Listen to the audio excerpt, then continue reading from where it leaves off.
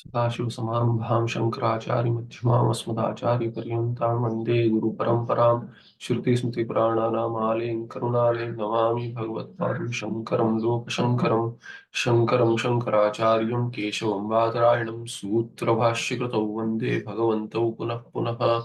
ईश्वरो गुरुरात्मेति मूर्तिभेदविभागिने व्योमवद्व्याप्तदेहाय दक्षिणामूर्तये नमः। श्री चिद्घन गणेशाय नमो मह्यम सुखम नित्यम सप्रकाशम व्यापकं नामरूपे अधिष्ठानं बुद्धिबोध्यं बुद्धेर्दृक्यत्वं सर्ववेदांत वेद्यं प्रत्यक् परम तदेव अहन्नमस्तु नित्यमे निश्चितामतिः।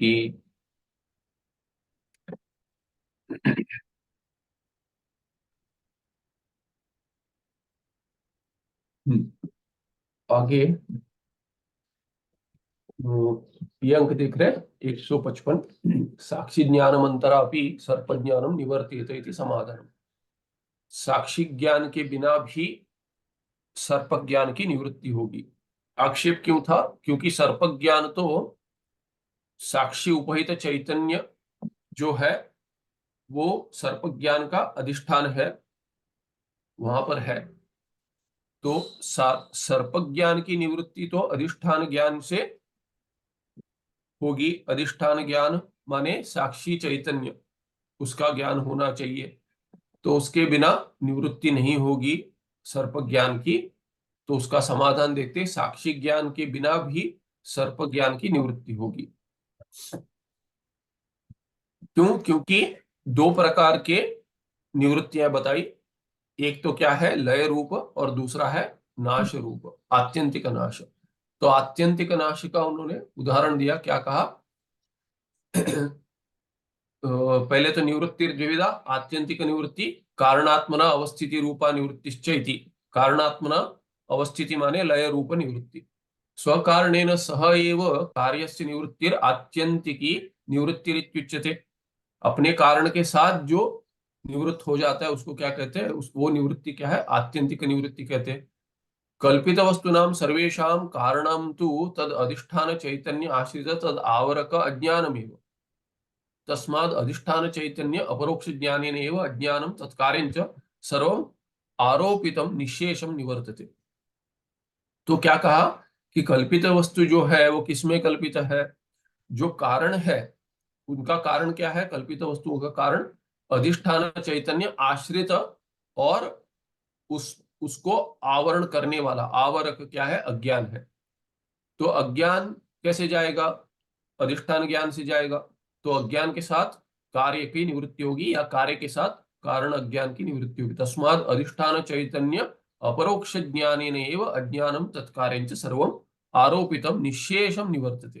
पूरा चला जाएगा, कारण कार्य दोनों चले जाते।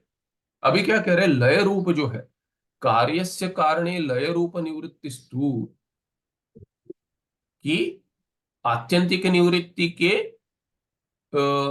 आत्यंतिक निवृत्ति से हटकर भिन्न क्या है? लय रूप निवृत्ति है। तो उसके बारे में कहते हैं कार्यस्य कारणे लय रूप निवृत्तिस्तु विना अपि अधिष्ठान ज्ञानम जायेत। कारण में जो लय होना है कार्य का, उसके लिए तो कारण के अधिष्ठान जो है कारण, उसके ज्ञान की आवश्यकता नहीं है। कैसे? उसका उदाहरण जैसे हमने पाठ के अंत में देखा था पिछली बार, उदाहरण दे रहे सुषुप्ति। सुषुप्तौ प्रलये च, सुषुप्ति और प्रलय, सुषुप्ति को नित्य प्रलय कहते हैं। और प्रलय में क्या है कि सभी जीव निद्रा में जाते हैं, इसलिए वो भी सुषुप्ति रूप ही है। तो दोनों का उदाहरण देते, सुषुप्ति और प्रलय में क्या होता है? सकल पदार्थानां विना एव अधिष्ठान ज्ञानम अज्ञाने स्वकारणे लयो भवति। बीज रूप अज्ञान तो सुषुप्ति में रहता है, प्रलय में भी रहता है। नैयायिक भी क्या कहते हैं कि कारण जो है वो रहता है, उनका कारण परमाणु जो है, नैयायिक तार्किकों का, वैशेषिक कहते हैं विशेष रह जाता है। तो इसीलिए परमाणु रह जाते हैं कारण। तो सभी मानते हैं कि प्रलय तो क्या है कि लय है, वहां पे प्रकर्ष लय प्रलय नाम में ही है, व्युत्पत्ति में ही है प्रलय में। तो सुषुप्ति भी वैसे ही है। सुषुप्ति का तो सबको अनुभव है, प्रलय के लिए तो शास्त्र का ज्ञान चाहिए। तो सुषुप्ति सुषुप्ति तो अनुभव अनुभव सिद्ध है। तो सुषुप्तौ प्रलये च सकल पदार्थानां विना एव अधिष्ठान ज्ञानम अज्ञाने स्वकारणे लयो भवति। तो सुषुप्ति में किसमें लय हो रहा है वो भी नहीं पता। लय हो रहा है पता है, प्रपंच नहीं दिख रहा है, अंतःकरण भी नहीं है, पर कहाँ लय हो रहा है ये पता नहीं है। अधिष्ठान का ज्ञान कहाँ लय हो रहा चाहिए क्या है वो तो बहुत दूर, पर कहाँ लय हो रहा है ये भी नहीं पता है, फिर भी सुषुप्ति का अनुभव होता है, माने लय तो हो जाता है। इसीलिए क्या कहते हैं कि सकल पदार्थानां विना एवं अधिष्ठान, अधिष्ठान का ज्ञान तो नहीं हो रहा है वहां पे, फिर भी अज्ञाने स्वकारणे, उसका कारण क्या है, सुषुप्ति और प्रलय में सभी पदार्थों का कारण क्या है, अज्ञान ही है। उस अज्ञान में स्वकारण में लय हो रहा है। तदा सर्वदृश्य पदार्थ लय हेतु तत्तद भोग प्रद कर्मोपरम है एव। तो क्या हो रहा है, तो क्यों हो रहा है ऐसे कि अधिष्ठान ज्ञान के बिना निवृत्ति, लय रूप निवृत्ति कैसे हो रही है सुषुप्ति में प्रपंच की। तो कहते हैं सर्वदृश्य पदार्थ लय, जो सभी दृश्य पदार्थों का लय है उसका हेतु, लय हेतु, लय का हेतु क्या है, कहते तत्तद भोग प्रद कर्म उपरम है एव। तो उसका हेतु क्या है, तत्तद भोग, जो भोग मिल रहा था तत्तद भोग, तत्तद से विप्सा करते तभी एक एक, जो भोग है वो भोग। तो सभी भोगों, भोग का, सभी भोग क्या है, फल है, किसके फल है, कर्म के फल है। तो जो कर्म किया है उसका जो फल है कर्मों का, तो कर्म के फल कभी फल देना बंद करेंगे, जितना कर्म किया है उतना ही फल मिलेगा। स्वर्ग में भी कितना दिन रह सकते हैं, कितने वर्ष रह सकते हैं, कितने सारे शत वर्ष रह सकते, हजारों वर्ष रह सकते, फिर भी कितना, जब भी अंत हो जाएगा पुण्य का तभी तो क्षीणे पुण्य मर्त्यलोकम विशंति, तो ये फिर मर्त्यलोक में प्रवेश करेंगे। वैसे ही देखिए मर्त्यलोक में भी, यहाँ पे भी कितना फल मिलेगा, किसी को सुख है तो कहते हैं अरे इतना मत हंसो क्यों, बाद में दुख आना है, अरे इतना दुखी मत हो क्यों, ये भी चला जाएगा, सुख आना है। इसीलिए कहते तो चलते रहते हैं, पुण्य और पाप तो क्या है, कर्मों का फल है, उनका क्या है, भोग से क्षय हो जाएगा। ज्ञानी के लिए भी कहते हैं प्रारब्ध तो क्षय से ही जाएगा, भोग से ही क्षय होगा, उसका क्षय तो भोग से ही होगा। तो भोग, तत्तद भोग प्रद क्या है, कर्म ही है, प्रद माने प्रकर्षेण ददाति, तत्तद भोगान प्रकर्षेण ददाति इति, तत्तद भोग प्रद, प्रदम हो जाएगा, कर्म है, कर्म नपुंसक लिंग है इसीलिए प्रदम कर्म। तो क्या है, तत्तद भोग का प्रदायक जो है, जो देने वाला है वो तो कर्म है, पूर्व किया हुआ कर्म। तो वो कर्म, उस कर्म का जब भी अदृष्ट का नाश हो जाएगा तभी उपरम हो जाएगा, तभी सर्वदृश्य पदार्थ का भी नाश हो जाएगा। तो भोग ही नहीं, केवल भोग क्या है, देखिए भोग के लिए विषय चाहिए, बिना विषय के तो भोग नहीं होगा। तो एक कर्ता जो है, जिसने कर्म किया है पहले, उसके कर्म है, वो क्या है, भोग प्रदायक है। तो रुके हैं अभी, कब भोग के लिए तैयार हो जाएंगे, जब ये फलित होंगे तभी फल देंगे, जब ये परिपक्व हो जाएंगे तब वो फल देंगे। तो ये फल जब भी देंगे, तो ये फल देंगे तो उसके लिए क्या होगा, भोग के लिए तो कोई विषय चाहिए, बिना विषय के तो भोग नहीं होगा। तो भगवान उस समय पर जिस जीव को जो भोग फल देने के लिए उत्सुक है, अभी तैयार है, तभी वैसे सृष्टि करते हैं। तो वैसे विषय की सृष्टि होगी, तो पदार्थ की सृष्टि क्यों है, प्रपंच की सृष्टि क्यों है, क्योंकि जीवों को फल देना है कर्मों का। इसीलिए सभी समष्टि, सभी जीवों के समष्टि कर्म फल के रूप में, विषय के रूप में प्रपंच है। तो सभी जीवों का जो समष्टि फल है वही प्रपंच है। तो भगवान वैसे ही प्रपंच की सृष्टि करते हैं। तो ये सर्वदृश्य पदार्थ लय हेतु क्या है, तत्तद भोग प्रद कर्म उपरम है। कर्म का उपरम हो जाएगा, कर्म समाप्त हो जाएंगे तो फल देना बंद करेंगे। माने कर्म जिस भोग के लिए जो कर्म था, वो उस कर्म का जितना फल था उतना दे दिया उसने, उसके बाद तो कर्म चला जाएगा, समाप्त हो गया। इसीलिए क्या कि फल देना बंद करेगा, फल देना बंद करेगा तो विषय भी नहीं रहेगा। तो ये, तो इसीलिए क्या कहते हैं, जिसको नींद नहीं आ रही है, निद्रा नहीं आ रही है, क्यों नहीं आ रही है? क्योंकि प्रारब्ध है अभी। प्रारब्ध क्या है? देखिए प्रारब्ध है, ऐसा है, कहते हैं क्या है कि सोना चाहते हैं पर सो नहीं सकते। क्यों? क्योंकि कर्म समाप्त नहीं हुआ है। जो दुख का भोग करता है सुषुप्ति में तो सुख के लिए जाता है, पर सुषुप्ति नहीं मिलती, निद्रा नहीं मिलती। क्यों? क्योंकि दुख अभी तक जो कर्म किया है उसका दुख अभी तक भोगा नहीं है, तो इसीलिए निद्रा नहीं आएगी, लेटे रहेगा। कहते हैं ना, करवटें बदलते रहे, तो ये ऐसे चलता रहेगा। गाने लिखते हैं इसके ऊपर। तो क्या है, नींद नहीं आएगी। और कुछ है जिनका कर्म समाप्त होता है, कार्य बचा है, अरे कल देना है, इसका काम समाप्त करना है, 6 घंटे बचे हैं, कर रहा है 12 बजे तक, पर निद्रा आ रही है, क्योंकि कर्म का भोग बचा ही नहीं है, तो वो कर नहीं सकता कर्म, इसीलिए क्या कि नींद लग जाती है। पाठ में बहुत होता है, लंबा चलता है पाठ, या कुछ तर्क चलता है, कुछ अधिक चलता है, तो नींद आ जाती है, लग जाती है। अरे सुबह सुबह क्या पता नहीं क्या सुना रहे, ऐसे हो जाता है कि आते हैं, उत्सुक आते हैं, पर नींद लग जाती है, होता है। क्यों? क्योंकि कर्म समाप्त हो गया। या कहते हैं कि जहां इच्छा है और नहीं कर पाते, वहां पे पाप भी काम कर रहा है। इसीलिए क्या है कि बाधा रूप में आता है ज्ञान में, ये हो जाता है। तो इसीलिए क्या कहते हैं कि इसके लिए तो अधिष्ठान ज्ञान की आवश्यकता नहीं है, सुषुप्ति में जाने के लिए अधिष्ठान ज्ञान की आवश्यकता नहीं है। कर्म समाप्त हो गया तो लय हो गया। इसीलिए क्या कहते हैं, एवं एव अंतरापि अधिष्ठान साक्षी ज्ञानम, साक्षी ज्ञान के बिना भी, साक्षी ज्ञान जो अधिष्ठान है किसका, सर्प ज्ञान का, उसके ज्ञान के बिना भी, अंतरा माने बिना, बिना क्या, साक्षी ज्ञानम भी क्या होता है, सर्प ज्ञानम निवर्तते। तो एक उदाहरण दे दिया, क्योंकि क्या कहा था, ऐसे देखा ही नहीं हमने।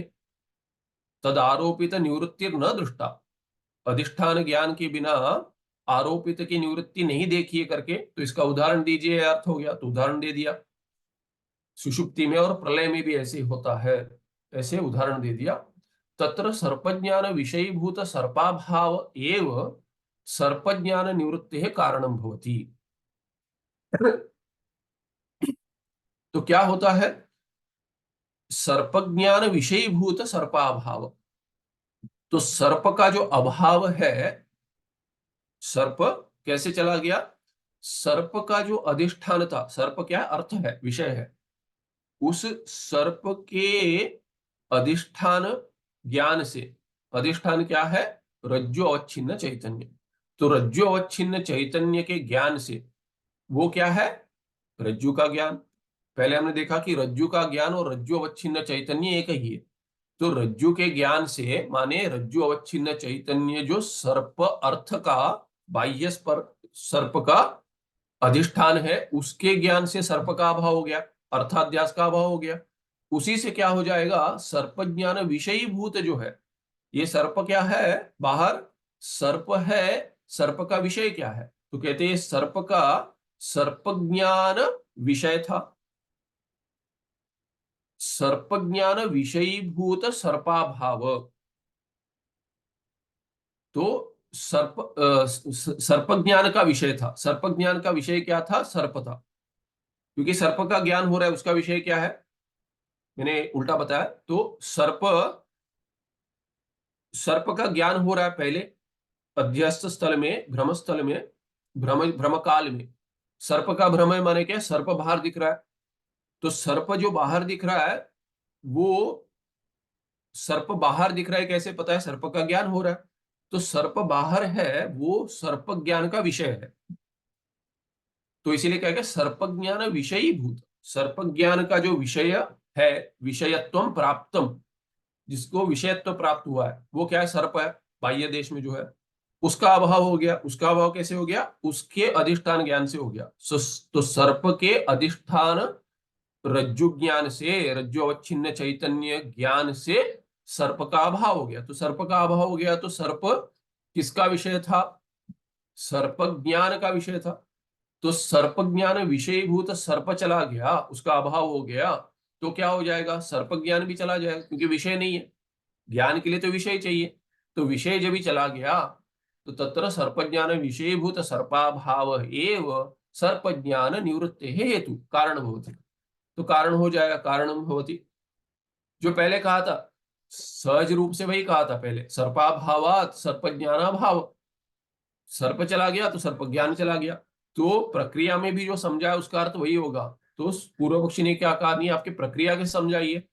सर्प अभाव से सर्प ज्ञान जा रहा है, पर प्रक्रिया में समझाए। तो प्रक्रिया में भी समझा दिया कि क्या है, कि उसका अधिष्ठान क्या है, उदाहरण दे दिया पहले। और क्या कहते हैं, कार कारण जो था वो चला गया, सर्प जो कारण था वो चला गया, सर्प ज्ञान उससे उत्पन्न था, उसका विषय था, इसीलिए वो कारण निवृत्ति का कारण भी क्या हो जाएगा? सर्प का अभाव ही सर्प ज्ञान की निवृत्ति का कारण बनेगा। इत्थम च रज्जु ज्ञान सर्पः निवर्तते ततश्च सर्पज्ञान विषयीभूत सर्पाभाव एव सर्पज्ञान से लय रूप निवृत्तो निमित्तम भवति।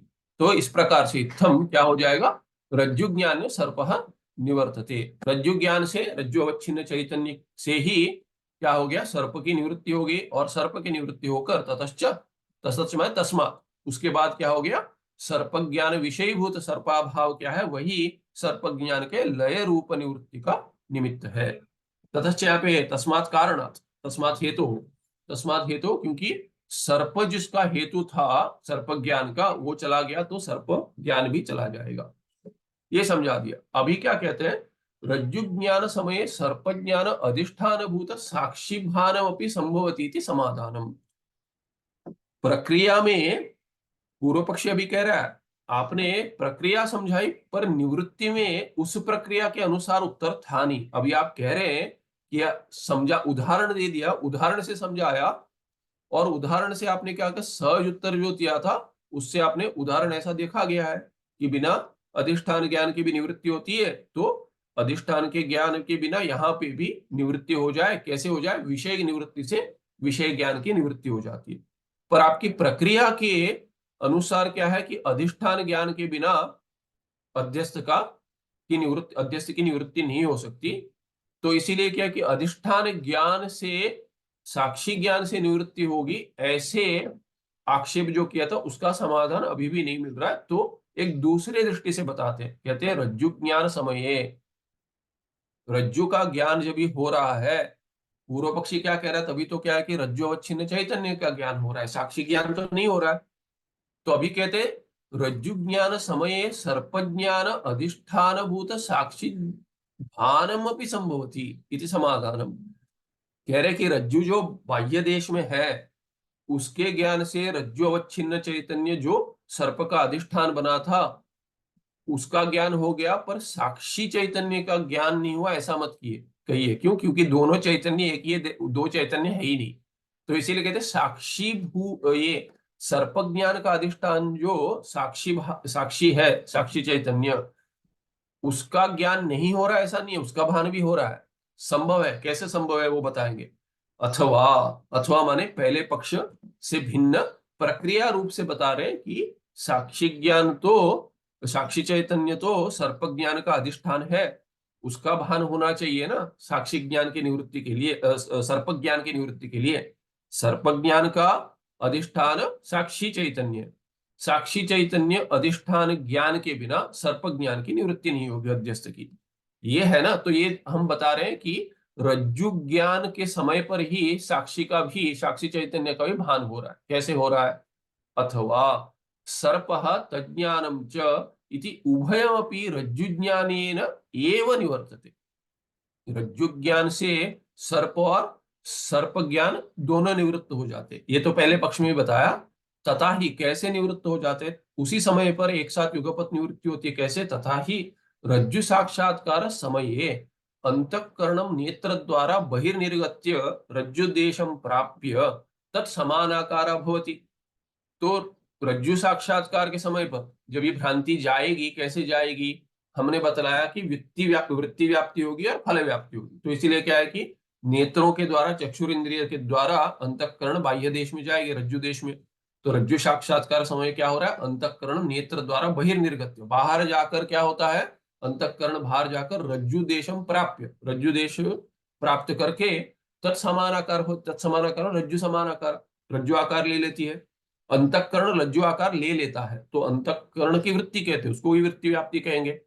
अतः रज्जु साक्षात्कार समये वृत्त्युपहित चैतन्यम रज्जु उपहित चैतन्यं च इति उभयम अपि एकी भवति।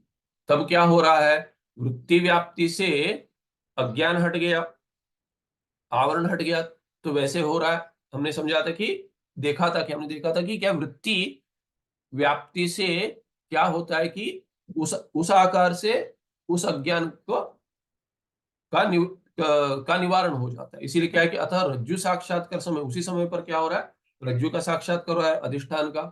तो वृत्ति उपहित चैतन्य जो है, वृत्ति उपहित चैतन्य, वृत्ति बन रही है अंतःकरण में। अंतःकरण बाह्य देश में है, इसका अर्थ ही नहीं कि जीव के शरीर को छोड़ दिया, जीव के शरीर को छोड़कर तो नहीं गया अंतःकरण। तो जैसे सूर्य को बिना छोड़े सूर्य का प्रकाश यहां पर है, जुड़ा हुआ है, वैसे ही क्या है कि अंतःकरण जीव के शरीर में होता हुआ ही बाहर जा रहा है। माने दोनों जगह है, संपूर्ण इससे इस प्रदेश से उस प्रदेश तक संपूर्ण क्या है कि यह अंतःकरण है। और वृत्ति उपहित चैतन्य, चैतन्य कहां पर है, चैतन्य तो वैसे भी एक ही है, सब जगह है, पर उपाधि लगाकर कह दिया तो वृत्ति उपहित चैतन्य जो है, वृत्ति उपहित चैतन्य वस्तुता क्या है कि अंतःकरण उपहित चैतन्य, अंतःकरण वृत्ति उपहित, अंतःकरण का ही परिणाम वृत्ति है। तो अंतःकरण है भीतर, तो इसीलिए जीव क्या कर रहा है, मेरा अंतःकरण है। इसीलिए क्या है कि साक्षी भी वही है, साक्षी चैतन्य जो उसका स्वरूप है वो उसका अधिष्ठान है। इसीलिए जो वृत्ति उपहित चैतन्य जो है वो केवल यहां नहीं है, वृत्ति वहां पे भी बन रही है, व्याप्ति वहां हो रही है। इसीलिए कि जो व्याप्ति बन रही है वहां पे, वृत्ति व्याप्ति बन रही है, उससे जो उपहित चैतन्य है वो वहां पर भी है। वो कौन है, वही जीव है जो देख रहा है। तो कहते हैं वृत्ति उपहित चैतन्यम समानाकार कहां बनी, बहिर्निर्गत्य रज्जु देशम प्राप्य। तो रज्जु देश में ही तत्समानाकार माने रज्जु समानाकार वृत्ति बनी है। तो वृत्ति उपहित चैतन्य कहां होगी, वहां पर होगी, रज्जु देश में है। तो रज्जु उपहित चैतन्य और क्या है कि वृत्ति उपहित चैतन्य, वृत्ति उपहित चैतन्य जो साक्षी है वस्तुता, और रज्जु उपहित चैतन्य क्या है, रज्जु उपहित चैतन्य क्या है, रज्जु ज्ञानम। तो रज्जु ज्ञान वही कहा कि रज्जु ज्ञान हो रहा है। तो रज्जु का जो भी ज्ञान हो रहा है अधिष्ठान का, रज्जु उपहित चैतन्य सर्प अर्थ जो है उसका अधिष्ठान है। रज्जु उपहित चैतन्य क्या है, अर्थ का अध्यस्त जो अर्थ है सर्प, उसका अधिष्ठान है। और वृत्ति उपहित चैतन्य क्या है, ये वृत्ति उपहित चैतन्य जो है, ये चैतन्य साक्षी चैतन्य है। साक्षी चैतन्य किसका अधिष्ठान है, सर्प ज्ञान का अधिष्ठान है, जो अध्यस्त है ज्ञान। तो दोनों उभयम अपि एक ही भवति, दोनों एक हो रहा है, हो रहे। कैसे एक हो रहे, देखिए आकाश तो एक ही है, घटाकाश का उदाहरण लेते हैं, घटाकाश मठाकाश। तो घटाकाश जो है मठाकाश से भिन्न नहीं है। क्यों, क्योंकि घट जो है वो मठ में ही है। अभी दो, एक घट यहाँ पर है, लाल घट और रक्त घट और नीला घट ले लीजिए। तो रक्त घट का जो आकाश है वो रक्त घट उपहित आकाश जो है उसको नील घट उपहित आकाश से भिन्न करेंगे उपाधि से। दोनों क्या है कि भिन्न देश में, इसीलिए हम कह सकते हैं कि आकाश भिन्न है। अभी सोचिए कि रक्त घट क्या है, नीले घट से थोड़ा छोटा है, थोड़ा कि अंदर चला जाए। घट के आकार मत लीजिए, लोटा पकड़ लीजिए, क्योंकि उसका आकार भिन्न होगा तो फिर थोड़ा ही छोटा नहीं हो सकता। तो ले लीजिए कि कोई पात्र है, तो पहले पात्र पात्र पात्र एक जो है, और वही समझिए रक्त पात्र है और नीला पात्र है। तो दोनों पात्र के जो है वो आकार क्या है कि जैसे एक के अंदर एक बैठ जाए और जम के बैठे, ऐसा नहीं कि उसके बीच में कोई जगह रह जाए। ऐसे सोचिए, रक्त घट को नील घट में रख दिया। अभी बताइए कि रक्त घट उपहित आकाश जो है और नील घट उपहित आकाश है, उसमें क्या भेद करेंगे? अभी भिन्न भिन्न देश में तो ये भेद कर दिया उपाधि से, पर अगर एक ही जगह रख दिया आपने, एक के अंदर एक को रख दिया, तो उसमें आकाश में भेद कैसे करेंगे? उपाधि के लेकर भी भेद भेद नहीं हो सकता। तो काल और देश क्या है? अगर काल देश भिन्न होंगे तो उसको लेकर हम कह सकते हैं कि उपाधि को लेकर भेद कर सकते हैं। पर अगर काल और देश दोनों एक ही है, एक ही काल में एक ही देश में अगर दोनों पात्र है, तो उपाधि को लेकर भी आकाश में भेद नहीं दिखा सकते। तो यही होता है कि जब भी रज्जु साक्षात्कार समय, जब क्या हो रहा है कि ये रज्जु साक्षात्कार समय अंतःकरण नेत्र द्वारा बहिर्निर्गत्य रज्जु देशम प्राप्य तत्समानाकार भवति। तो अभी रज्जु उपहित चैतन्य एक था, अंतःकरण उपहित चैतन्य था, अंतःकरण में वृत्ति बन रही है, वृत्ति उपहित चैतन्य एक है। ये तीनों भिन्न कर दिया आपने उपाधि को लेकर प्रक्रिया में।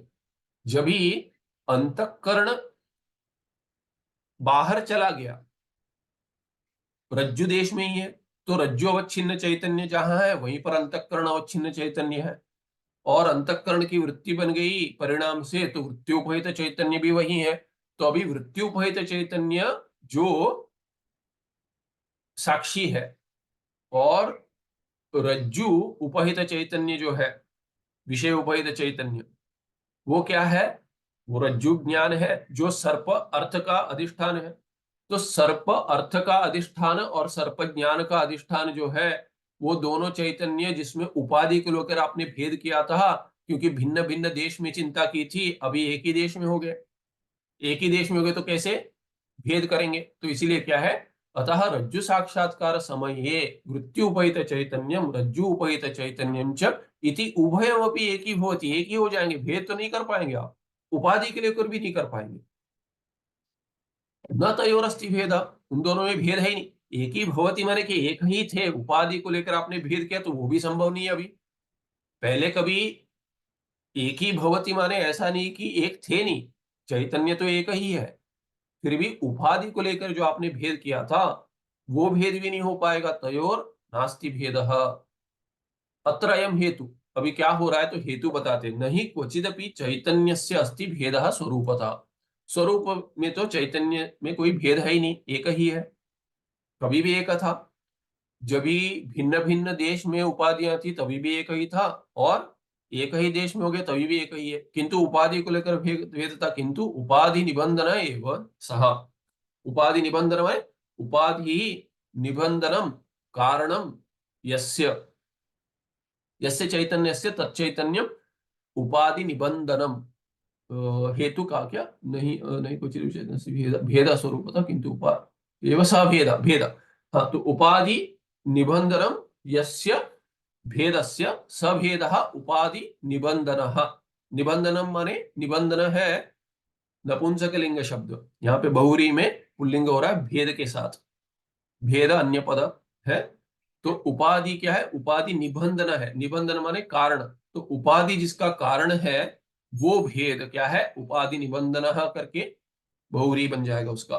एवं स माने उपाधि के कारण से भेद बना है चैतन्य में वस्तुतः भेद है ही नहीं, एक ही है। वृत्ति उपहित चैतन्यस्य रज्जु उपहित चैतन्यस्य च भेद प्रयोजक उपाधि ही वृत्ति ही रज्जुश्च। तो अभी उपाधियां क्या है भेद करने के लिए? चैतन्य में उपाधि से अगर भेद किया वो कारण बनता है, निबंधन बनता है, तो कारण बता दीजिए। तो पहले जो देखा था वृत्ति उपहित चैतन्य है, तो वृत्ति उपहित चैतन्यस्य रज्जु उपहित चैतन्यस्य च, ये दोनों क्या है कि उनके लिए क्या है कि चैतन्य एक है, उपहित माने जिसकी उपाधि जिसने ले ली, तो वृत्ति और रज्जु ये दो कारण बन जाए। भेद प्रयोजक उपाधि ही वृत्ति ही, उपाधि क्या है? वृत्ति ही रज्जुश्च। तो वृत्ति उपहित चैतन्य के लिए उपाधि है वृत्ति, और रज्जु उपहित चैतन्य के लिए उपाधि है रज्जु। वही है ना कारण, दोनों में भेद करने के लिए। एक ही चैतन्य को दो रूप में देखने के लिए एक जगह वृत्ति कारण है, दूसरी जगह रज्जु कारण है। यदा वृत्ति ही रज्जु च इति उपाधि द्वयम विभिन्न देशस्थम तदा तद उपहित चैतन्यो भेद सिद्ध्यति। जो देखा हमने उदाहरण से कि जब भी वृत्ति और रज्जु ये दोनों क्या है, उपाधि द्वय है, दोनों उपाधियां हैं चैतन्य के लिए। ये जब भी विभिन्न देशस्थम, विभिन्न देशे तिष्ठतः इति तिष्ठति इति विभिन्न देश स्तंभ क्या है, उपाधि द्वय। उपाधि दोनों उपाधियां जब भी भिन्न भिन्न देश में है तभी आप भेद देख रहे चैतन्य में। तदा तद उपहित चैतन्य हो भेदा सिद्ध्यति, तभी दोनों उपाधियों में भेद कर दिया। भिन्न भिन्न देश में रज्जु बाहर है और वृत्ति अंदर बन रही है, तो आप कह सकते हैं कि रज्जु उपहित चैतन्य भिन्न है और वृत्ति उपहित चैतन्य भिन्न है। पर अभी क्या हो रहा है, यदा तु उपाध्योः यदा तु यदा तु उपाध्योः एकदेशस्थत्वं भवति, जब ही रज्जु का ज्ञान हो रहा है, रज्जु साक्षात्कार समय पर क्या हो रहा है, एक ही काल में एक ही देश में है, वृत्ति भी है वहीं पर है, रज्जु भी वहीं पर है। तदा तब क्या होगा, तदा न उपहित चैतन्य हो भेद। जो उपहित चैतन्य है उसमें उपाधिकृत भेद भी नहीं होगा। अयम अर्थः वेदांत परिभाषादि ग्रंथेषु प्रसिद्ध। ये वेदांत परिभाषा इत्यादि में परिभाषा ग्रंथ जो है उसमें प्रसिद्ध है। वृत्ति व्याप्ति और फल व्याप्ति कैसे होते हैं, ज्ञान उत्पन्न कैसे होता है, वो समझाते हैं। यहाँ पे भी हमने देखा, अभी क्या कह रहे हैं कि उपाधि को लेकर भी चैतन्य में भेद नहीं कर सकते जब भी दोनों उपाधियां एक ही समय पर, एक ही काल में, एक ही देश में है। विभिन्न देशस्थ उपाधिभ्याम एव उपहित चैतन्य हो भेदा कल्प्यते। इसीलिए कल्पना जो करते हैं चैतन्य में भेद हो रहा है उपाधि को लेकर करते हैं, वो कैसी उपाधियां होनी चाहिए, भिन्न भिन्न देश में होनी चाहिए, एक ही देश में हो तो नहीं हो सकता। द्वयोः अपि उपाध्योः एक देशस्थत्वे तु ताभ्याम उपहितम चैतन्यम अपि एकम एव इति सिद्ध्यति। दोनों उपाधियां जब भी एक ही देश में होंगे तभी क्या होगा कि उपाधि भिन्न हो तो भी उपहित चैतन्य में भेद नहीं कर सकते, एक ही हो जाते। इसी का एक इसका अर्थ है एक ही भवती का समझा रहे। चैतन्य तो एक ही है, एक ही भवती माने क्या कि भेद नहीं जब भी कर सकते आप उपाधि को लेकर, तभी कह रहे कि जैसे एक हो गया चैतन्य। उक्त रीत्या रज्जु साक्षात्कार दशायां रज्जु उपहित चैतन्य मृत्यु उपहित चैतन्यं च इति एतद् उभयम् एकी भवति। तो रज्जु देश में ही वृत्ति बन रही है, वृत्ति व्याप्ति वहीं हो रही है। रज्जु का आकार ले रहा अंतःकरण है, उसी को वृत्ति कहेंगे, रज्जु आकार वृत्ति कहेंगे। तो इसीलिए क्या है कि उपाधि, दोनों उपाधियां वृत्ति और रज्जु दोनों एक ही स्थल में है। इसीलिए क्या है कि रज्जु जहां है वहीं रज्जु की वृत्ति बन रही है, रज्जु ज्ञान बन रहा है, वृत्ति रूप ज्ञान। इसीलिए क्या है कि दोनों उपाधियां एक ही देश में एक ही समय पर होने से उपहित चैतन्य एक हो गया, एक ही भवती। तत्र साक्षी चैतन्यम एव वृत्ति उपहित चैतन्यम इति उच्यते। और वृत्ति उपहित चैतन्य क्या है, सर्प ज्ञान अगर हो रहा है तो सर्प ज्ञान का अधिष्ठान आपने साक्षी चैतन्य बताया। पूर्व पक्षी ने कहा कि वही तो है, तो रज्जु ज्ञान हो रहा है वो भी कहां पे हो रहा है, साक्षी ज्ञान ही उसका अधिष्ठान है। तो तत्र साक्षी चैतन्यमेव वृत्ति उपहित चैतन्यम इति उच्यते। वही तो वृत्ति उपहित चैतन्य तो वही है जिसमें बन रहा है, जो जीव कह रहा है कि मैं देख रहा हूं रज्जु, मेरा अंतःकरण, मेरे अंतःकरण में वृत्ति बन रही है, वो रज्जु प्रदेश में बन रही है वृत्ति, तो उसको उपहित चैतन्य वही है, साक्षी उसका स्वरूप ही है। अंतःकरणे तद्वृत्तौ च स्थित्वा अपि असंगतया तयोः अवभासक चैतन्य मात्र से साक्षित्वा विधानात्। ऐसा क्यों कर रहे हैं, क्योंकि कह रहे हैं कि वृत्ति उपहित चैतन्य साक्षी चैतन्य एक ही है, उसी को तो साक्षी चैतन्यम कह रहे हैं, मृत्यु उपहित चैतन्य को। क्यों, क्योंकि अंतःकरणे तद्वृत्तौ च स्थित्वा, अंतःकरण में और अंतःकरण का जो परिणाम है वृत्ति, रज्जु आकार हो सर्पाकार हो, वही वहीं पे च स्थित्वा, वहीं पर रहकर, अंतःकरण में भी है वृत्ति में भी है, क्या है, साक्षी चैतन्य। अभी असंगतया तयो अवभासक, जो असंग है, जैसे आकाश घट से असंग है, घट का जो शरीर है उससे असंग है आकाश, वैसे ही चैतन्य क्या है कि अंतःकरण से भी असंग है, अंतःकरण से भी नहीं जुड़ता और वृत्ति से भी नहीं जुड़ता। वृत्ति तो अंतःकरण ही है, उसका परिणाम है। तो इसीलिए अंतःकरण और वृत्ति में होते हुए भी स्थित्वा होकर भी क्या है, असंगतया तयोः अवभासक, उनमें प्रतिबिंबित हो जाता है। अंतःकरण में भी प्रतिबिंबित हो जाता है, कैसे, प्रमाता करके, और वृत्ति में कैसे, प्रमा करके, या भ्रम भी हो सकता है ज्ञान रूप में। तो स्थित्वा अपि असंगतया तयोः अवभासक चैतन्य मात्र से साक्षित्व अभिधानात्, उसी को साक्षी कहते हैं। साक्षित्व किसमें है, साक्षी में। साक्षी कौन है, उसी को साक्षी कहते हैं जो तयो अवभासक चैतन्य मात्र, जो वृत्ति और अंतःकरण को प्रकाशित करता है, उसी को साक्षी चैतन्य कहते हैं, जो असंग है। उक्त रीत्या रज्जु साक्षात्कार समय, इसीलिए क्या हो गया, जैसे हमने प्रक्रिया समझा है, उक्त रीत्या प्रक्रिया पूछना चाहते हैं ना, प्रक्रिया में कैसे होगा, तो सर्प ज्ञान का अधिष्ठान ज्ञान माने साक्षी ज्ञान कैसे होगा, उसके बिना सर्प ज्ञान की निवृत्ति नहीं होगी भ्रम की। तो कह रहे उक्त रीत्या रज्जु साक्षात्कार समय साक्षी चैतन्य से रज्जु उपहित चैतन्य से अभेद सिद्ध, ये तो सिद्ध कर दिया कि जैसे प्रक्रिया में बाह्य देश में ही वृत्ति बन रही है, रज्जु देश में, वहां पे दोनों उपाधियां एक होते हुए उपहित चैतन्य एक हो गए।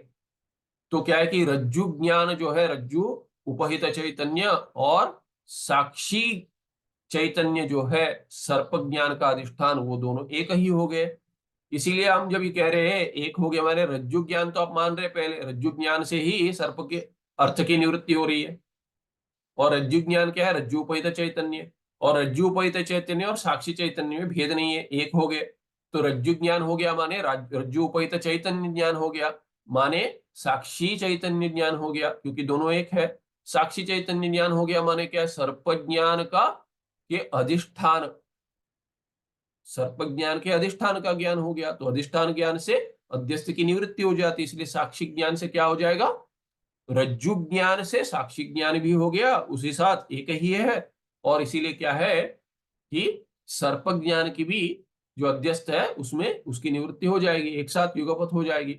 इसीलिए क्या कह रहे, उक्त रीत्या रज्जु साक्षात्कार समय साक्षी चैतन्यस्य रज्जु उपहित चैतन्यस्य च अभेद सिद्ध, अभेद जब भी हो गया तब क्या हो गया, रज्जु उपहित चैतन्य च रज्जु ज्ञानम ज्ञानेन एव अभासते, ज्ञानेन अवभासते। रज्जु उपहित चैतन्य क्या, रज्जु ज्ञानेन अवभासते, रज्जु ज्ञान और रज्जु उपहित चैतन्य एक ही है।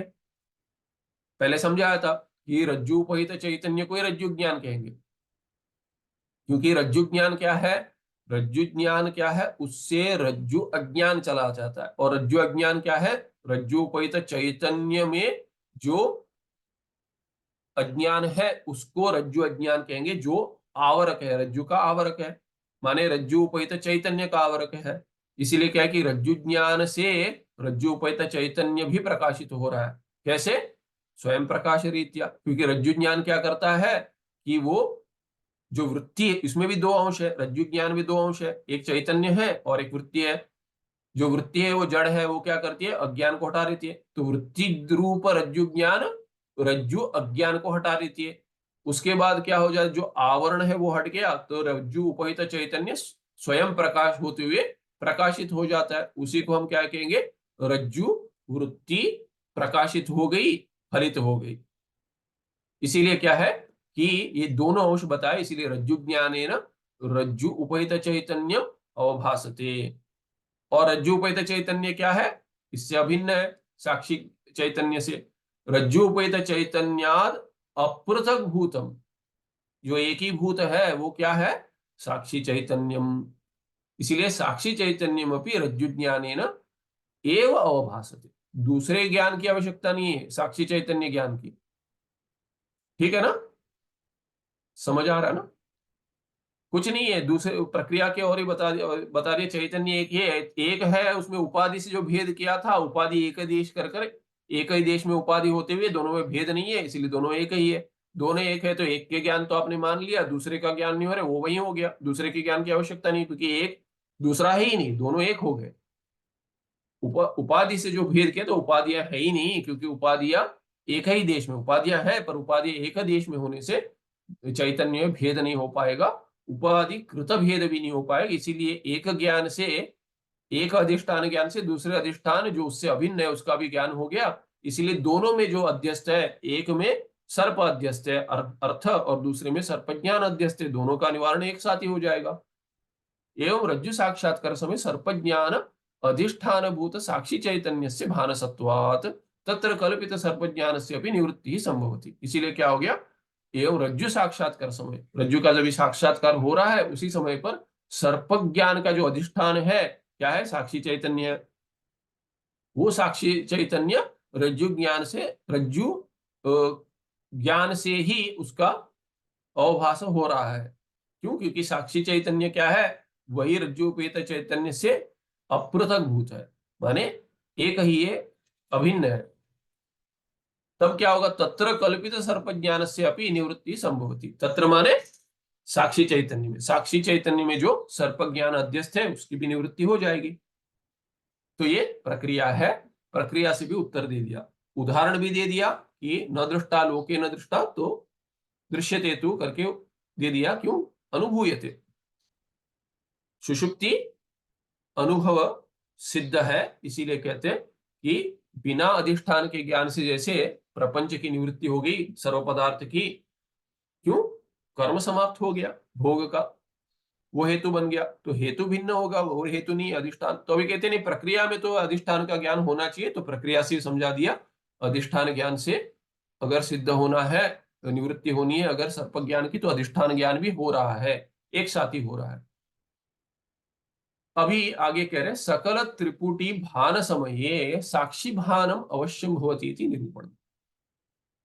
अभी क्या कहते हैं, सकल त्रिपुटी भान समय, जब त्रिपुटी क्या है, प्रमाता प्रमेय और प्रमा।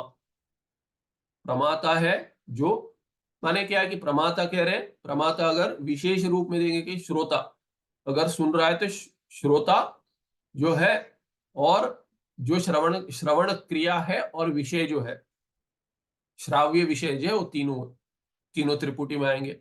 अगर दृष्टा है, देख रहा है, तो दृष्टा दृश्य जो है प्रमेय, दृष्टा क्या है, प्रमाता है, और जो दर्शन हो रहा है दर्शन क्रिया उसको क्या कहेंगे, प्रमा। प्रमाण कहते, प्रमाण प्रमाणिक लेंगे, प्रमाण लेंगे तो प्रमाण इंद्रिय से जो व्यवहार हो रहा है चक्षुर इंद्रिय, तो ये इनको त्रिपुटी में जोड़ते हैं। माने क्या है कि जो कर्ता है, करण है, और जो क्या है कि जो कर्म है, विषय है, इन तीनों को जोड़कर त्रिपुटी कहते हैं। और वो होने से क्या होता है, उसके बाद ज्ञान जन्य हो जाता है, उसको क्रिया रूप कहेंगे, या वो फलित जो फल है वो कहेंगे। तो ये त्रिपुटी से भिन्न है, चौथा अगर जोड़ेंगे तो त्रिपुटी से भिन्न है ये। वो चौथा समझने के लिए ही त्रिपुटी की व्यवस्था बताते हैं कि जब भी कर्ण, जब भी प्रमाता को प्रमा कभी होती है, ज्ञान कभी उत्पन्न होता है, प्रमा हो या भ्रम हो, ज्ञान कभी उत्पन्न होता है, तो प्रमाता का कर्ण जो है, कर्ण जो है प्रमाण कहेंगे, प्रमाकरणम प्रमाणम, तो उसका लक्षण है। तो प्रमा का जो कर्ण है, इंद्रिय है, चक्षुर इंद्रिय है अगर, या कोई ज्ञानेन्द्रिय है, श्रोत्रेंद्रिय इत्यादि, तो वो उसको प्रमाण कहेंगे। तो प्रमाण जब भी, प्रमाता का प्रमाण जब भी प्रमेय से जुड़ जाता है विषय से, तभी ज्ञान उत्पन्न होता ही है। वो ज्ञान अगर ठीक है, यथार्थ है, तो उसको प्रमा कहेंगे, अगर अयथार्थ है तो उसको भ्रम कहेंगे। तो त्रिपुटी में प्रमाता, प्रमेय और प्रमाण, ये तीन है। तो क्या कहते हैं, सकल त्रिपुटी भान समये, जब ये तीनों भाषित हो रहे हैं कि मैं प्रमाता हूं, ये प्रमेय विषय है, और मेरा प्रमाण ये, इस इंद्रिय द्वारा मुझे इसका ज्ञान हुआ, तो क्या कहते हैं, तभी साक्षी भानम अवश्यम भवती इति निरूपण। तभी साक्षी ज्ञान, साक्षी का भान तो होता ही होता है, क्योंकि वो तो स्वरूप है उसका, बिना उसके तो प्रमाण प्रमेय और प्रमाता का व्यवहार ही नहीं होगा। त्रिपुटी का व्यवहार भी उसी से हो रहा है वस्तुतः।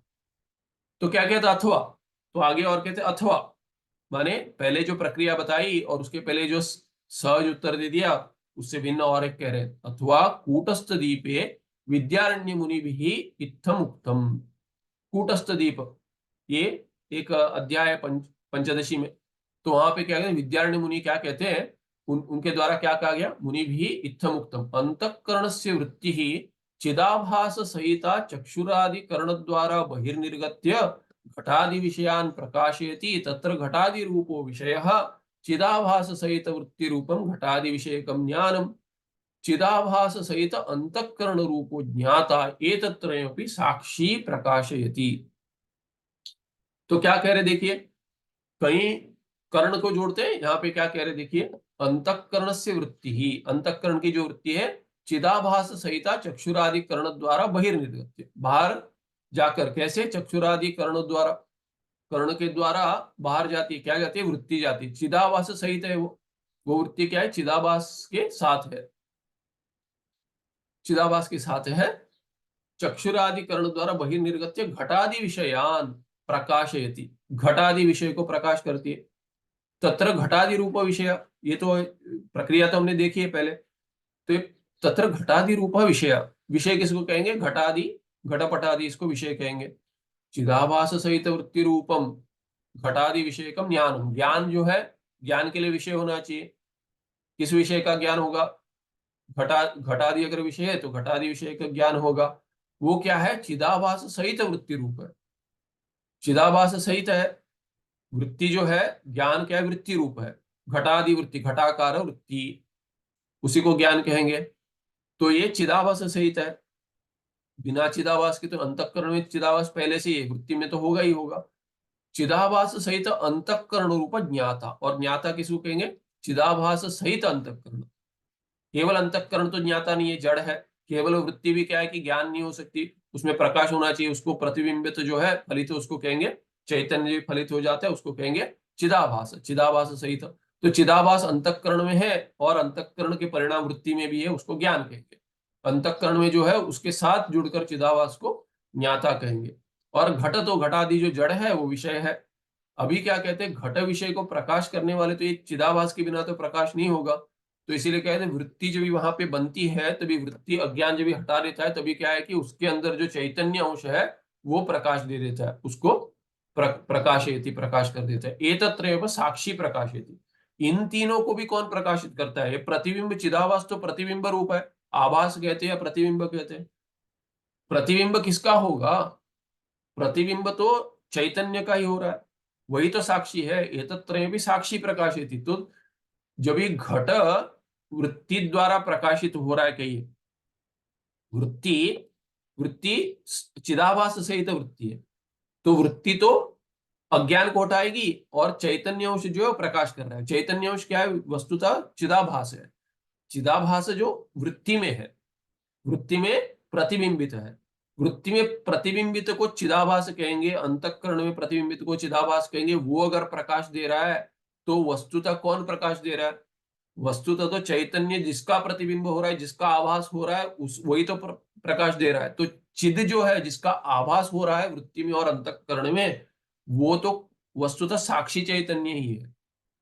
उसी का तो प्रतिबिंब हो रहा है, इसीलिए कहते एतत्रयमपि, माने विषय जो घटादि है, ज्ञान जो है उसका जो वृत्त्यात्मक है, जो चिदाभास सहित है, और अंतःकरण जो ज्ञाता है चिदाभास सहित है, जो ये विषय जो है प्रमेय, ज्ञानम और ज्ञाता, ज्ञानम कर्ण पकड़ लीजिए, और ज्ञाता प्रमाणम, और ज्ञाता जो है प्रमाता, इन तीनों को जो त्रिपुटी कहते हैं, त्रिपुटी का भी भान कौन करा रहा है, साक्षी करा रहा है, अभी इसका अर्थ क्या हो रहा है ये तो बता दिया कि ये पंचदशी में आता है, इसका अर्थ क्या होगा ये अगले पार्ट में देगा, अस्य अमर्थ इत्यादि अगले पार्ट में देखेंगे।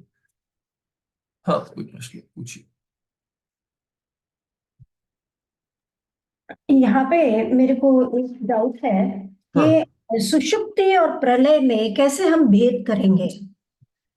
सुषुप्त प्रलय तो, सुषुप्ति तो आई अंडरस्टैंड, वो डीप स्लीप वाला स्टेट है, प्रलय मतलब इज देयर एनी कोई नहीं, प्रलय देख, इसीलिए सुषुप्ति, सुषुप्ति को नित्य प्रलय भी कहते हैं, रोज जो प्रलय हो रहा है उसको सुषुप्ति कहते हैं। तो ये हाँ प्रलय किसके लिए हो रहा है, देखिए आप अभी अनेक जीववाद में कहेंगे आप अभी निद्रा में है, बाकी जाग रहे हैं, तो उनके लिए तो प्रपंच है, हाँ प्रपंच आपके लिए उसका लय हो गया, बाकियों के लिए तो नहीं हुआ कहेंगे, नहीं हुआ। तो वो भेद देखकर कहेंगे प्रलय में क्या होता है, प्रलय में भी भिन्न भिन्न प्रकार के हैं, जहाँ पे केवल माने युग के अंत में प्रलय होता है, फिर चतुर्युग के अंत में प्रलय होता है, फिर महाप्रलय होता है, जो ये ब्रह्मा जी, चतुर्मुख ब्रह्मा है, उनकी 100 वर्ष की जो आयु है, जो ये ब्रह्मलोक भी निवृत्त हो जाएगा, लय हो जाएगा उसका, उसको महाप्रलय कहेंगे। तो ऐसे ये युग के बाद लय होता है, चतुर्युग के बाद लय होता है, ये भिन्न भिन्न प्रलय है। उसमें सभी का प्रलय वो नहीं होता, सभी लोगों का निवारण नहीं होता। तो ऐसे भिन्न भिन्न ये भिन्नता कैसे करते हैं कि कितने देश, कितने लोगों का प्रलय हो गया, किसके लिए हो गया, उस ओर से करते हैं। तो सभी बीज रूप में होते हैं। माया में प्रलय हो जाता है, अविद्या है माया में, जो क्या है कि जैसे यहाँ पे चिदाभास सहित वृत्ति का, माया और अविद्या कहते हैं वो तो जड़ है, तो ईश्वर कहेंगे, इसीलिए क्या है कि ब्रह्म सहित कहेंगे। ब्रह्म सहित जो है माया, उसमें लय हो जाता है, उसको प्रलय कहेंगे। तो चतुर्युग का प्रलय, या इसको, ये तो इससे भिन्न है कि नहीं है सुषुप्ति से? सुषुप्ति तो रोज देखिए, जब भी ये सुषुप्ति से उठते हैं, और एक क्या है कि वहां पे अनुभव ज्ञात होता है कि मैं वही हूं जो सोई थी, कल जो आप सोई थी वही उठी है। पर जन्म के अंत में भी, जन्म के अंत को भी प्रलय ही कहेंगे। एक रूप का प्रलय है मृत्यु। मृत्यु जिसको कहते हैं वो भी वही है कि जैसे मैं रोज मरता हूं सुषुप्ति में, पर उठता हूं तो मुझे पहले वाला जन्म जो है, पहले में कल क्या था वही स्मरण आ जाता है। तो वैसे ही मरण के बाद होता है क्या? नहीं होता है। क्वचित किसी को हो जाए, पर मरने के बाद स्मृति नहीं रहती कि पहले क्या था, क्योंकि मनुष्य ही हो, ऐसे कोई नहीं है। ऐसे हम्म। कोई ये नहीं है कि शरीर बदल गया और मनुष्य शरीर भी हो, ऐसा कोई नहीं, नियम नहीं है। अधिकतर तो नहीं होगा। तो मनुष्य का जन्म हो गया, पहले कोई प्राणी था, उसकी स्मृति तो नहीं हो सकती। भगवान ने ऐसे कवच दिया है कि स्मृति उतनी ही दी है जितनी आवश्यकता है। अगर वैसे अगर हो जाएगा कि अगर मैं पिछले इसमें कोई प्राणी था, उसका अगर स्मरण रह जाएगा तो कैसे चलेगा? वहां पे कोई भिन्न माता पिता थे, मनुष्य ही हो, वो माता पिता है कि ये माता पिता है, स्मरण अगर ऐसे रहेगा तो कैसे चलेगा? इसीलिए हम्म। क्या है कि वो भेद तो है, व्यावहारिक में भेद करेंगे। सुषुप्ति भिन्न है, नित्य प्रलय भिन्न है, मृत्यु भिन्न रीति का प्रलय है, भिन्न रीति की सुषुप्ति है। और महाप्रलय भी क्या है कि उसमें जीव सब क्या है कि बीज अवस्था में उनका, जैसे सुषुप्ति में बीज अवस्था में रहता है, वैसे ही बीज अवस्था में मृत्यु में भी रहता है, और बीज अवस्था में प्रलय में भी रहता है। प्रलय में तो क्या है कि अंतःकरण भी बीज रूप में चला जाता है, जैसे सुषुप्ति में है। इसीलिए क्या है कि उसको भी सुषुप्ति से जोड़ सकते हैं, कि एक एक रूप में देख सकते हैं, पर भिन्नता है देखने की कि प्रपंच कितना लय हुआ है, कितने प्रपंच का लय हुआ है। एक जीव में तो वाद में तो भेद चाहिए नहीं, पर ये अनेक जीवों को लेकर सृष्टि प्रक्रिया समझाते हैं, और लय भी। तो मोटा मोटा अपन ये कह सकते हैं कि मृत्यु, विथ माय एक्सपीरियंस, रोज उठना तो सुषुप्ति अवस्था हो गया, एंड प्रलय मतलब मृत्यु में हो गया। मृत्यु में another body when I take, उसको प्रलय बोल सकते हैं। उसको प्रलय, देखिए उसको, उसको तो मृत्यु कहेंगे, शब्द भिन्न भिन्न है ना मृत्यु। पर हाँ, प्रलय तो क्या है कि जब ये चतुर्युग, प्रलय तो अभी जो आता है कि चारों युग का जो भी नाश होता है। अभी देखिए इसका कलयुग, कलयुग किसको कहें? उसके पहले युग का नाश होता है ना। इसका तो एक्सपीरियंस हमें होता ही नहीं है। अनुभव किसके, अनुभव की बात ही नहीं करे, किसी ने अनुभव बताया आपको? उसका अनुभव होगा, हाँ। नहीं। अनुभव तो होगा। अनुभव तो प्रलय का अनुभव होगा, पर प्रलय हो गया इसका अनुभव, उसके बाद कुछ अंतःकरण अगर होगा तो अनुभव होगा ना। सही। सही है। तो सुषुप्ति में तो देखिए अंतःकरण बीज में रूप में होता है, किंतु क्या है कि उसमें अनुभव होता है। किसका अनुभव होता है? उस समय पर अनुभव होता है, पर वो ढका हुआ रहता है, आवृत रहता है। तो हाँ। चैतन्य का, पर देखिए ऐसे ही प्रलय में भी ऐसे होता है, क्योंकि कहीं प्रकृति लय करके कहते हैं, प्रकृति उपासना करके भी है, कि जिनको क्या होता है कि देखिए अभी सोने की इच्छा होती है। हाँ। कुछ लोगों को क्या है कि अधिक सोने की इच्छा नहीं होती, कुछ लोगों को अधिक सोने की इच्छा होती है कि कुछ नहीं काम है तो सो जाए, और आती भी है। बहुत लोगों को क्या है कि नींद सोते ही आ जाती है, और दिन में सो तो भी आ जाती है। तो ये कुछ ऐसे उपासक भी है जिनको क्या है कि उतना सुषुप्ति का सुख इतना प्यारा लगता है, क्या है? कि उतनी हाँ। इच्छा होती है कि वो प्रकृति की उपासना करते हैं। तो ओके। उनको क्या चाहिए कि वो सुख चाहिए, और हाँ। उनको अधिक समय तक प्रकृति में लय हो, ऐसा उसका फल बताए थे। तो ऐसा भी, ऐसी भी उपासना का बात करें तो वो जड़ है, माने उससे देखिए अधिक सोने से, अधिक सोने से अधिक सुख मिलता है, ऐसा नहीं है। क्योंकि हम्म। अभी बहुत सारे, अभी ये देखिए पावर नैप लेते हैं, पावर नैप लेते हैं, उसको भी क्या कि वो भी क्यों लगता है कि अरे ऐसे लगता है कि बहुत, क्योंकि कितने देर सोए वो पता नहीं रहता। अगर शरीर दुख रहा है, अगर लेटे लेटे अधिक देर लेट ले तो शरीर दुखना शुरू हो जाता है। बिल्कुल। अगर अधिक कम सो ले तो भी होता है, पर अधिक सोने से भी शरीर में पीड़ा होती है। बिल्कुल। तो ये उससे हम अनुमान लगाते कि इतना देर सोया, तो घड़ी देखकर लगाते। अगर घड़ी हमने अगर 5 ही मिनट कर दिया, 10 घंटे सोया है कोई, पर हमने अगर 5 मिनट आगे कर दी और वो अगर उठा ही नहीं है बीच में, तो क्या, और अगर बाह्य ऐसा दिखता नहीं है कि ये सुबह हो गई, रात हो गई, तो अगर काले कमरे में है, अंधेरे कमरे में, तो कोई बता नहीं सकता कि कितना देर सोया। राइट। समय क्या है, ये समय भी भ्रांति है, समय भी भ्रांति है। तो इसीलिए क्या है कि भेद किसको लेकर करेंगे, अनुभव से लेकर भेद नहीं कर रहे हैं। अनुभव तो देखिए, अनुभव तो होता ही है, पर स्मृति कितनी है, स्मृति कितनी है वो तो देखिए कि उससे भिन्नता करते हैं कि जब भी एक ही जीवन है तभी हम स्मृति को लेकर कहते हैं कि मैं सोकर उठा इसलिए मैं वही हूं जो कल था, वो वही हूं। तो पर ऐसा अनुभव मृत्यु में तो नहीं होता, क्योंकि शरीर ही बदल जाता है, तो ये कहने के लिए है ही नहीं, कोई स्मृति होगी ही नहीं कि मैं वही हूं जो अभी दूसरा जन्म ले लिया। तभी तो क्या है कि, और जन्म भी ऐसे नहीं है कि, ऐसे नहीं कि परलोक में जा रहे हैं, परलोक में होता अनुभव होगा कि मैं मर गया और वहां पे पहुंच गया, ऐसा अनुभव होता होगा तो संभव है कि स्मृति है, क्योंकि तभी कहते हैं कि पितृलोक में स्मृति होती है कि ये मेरा बेटा है, मेरी बेटी है इत्यादि।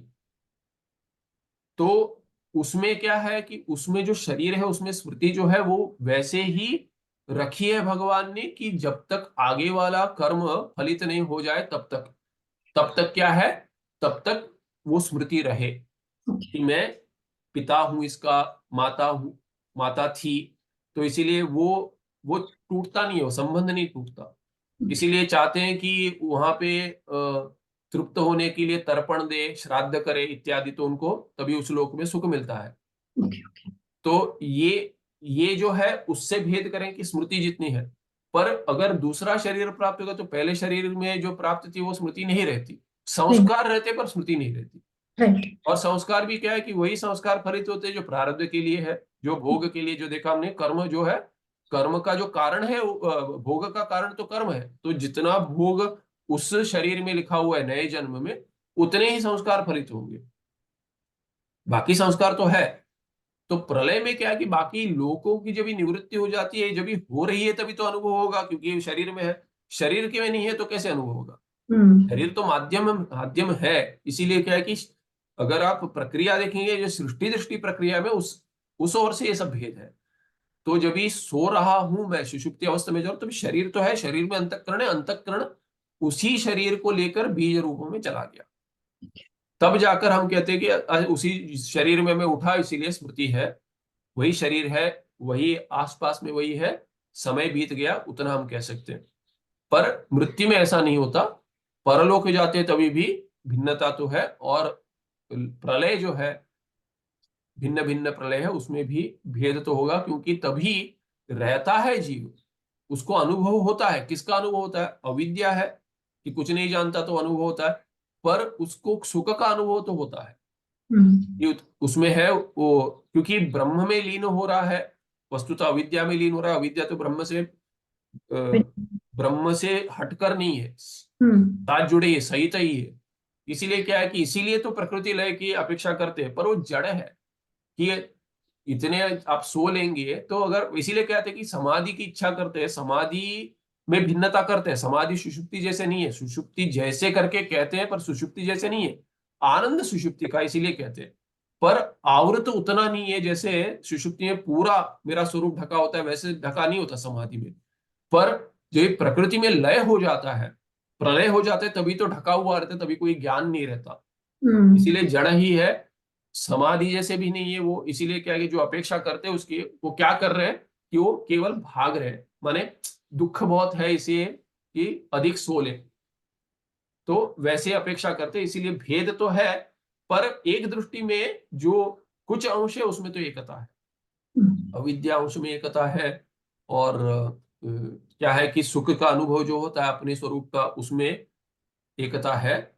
और क्या है कि जब भी जीव उससे बाहर जब भी निकलता है तभी क्या है कि उसके इंद्रियां इत्यादि, अंतःकरण इत्यादि, उनका भी ये हो जाता है, क्या कहते हैं कि उनको भी संतुष्टि मिल जाती है, और जो तेज चला गया था वो दोबारा आता है। तो इतने सब अंश में एकता है, अभेद है, पर बाकी अंशों में भेद भी है। ठीक है। तो सुखम नित्यम स्वप्रकाशम व्यापकं नाम रूपे अधिष्ठानं बुद्ध्य बोध्यं बुद्धेरदृप्यत्वं पारं वेदांत वेद्यं प्रत्येक परम तदेवान्नमत्तो वेति निस्सामतिः। नमस्ते, धन्यवाद।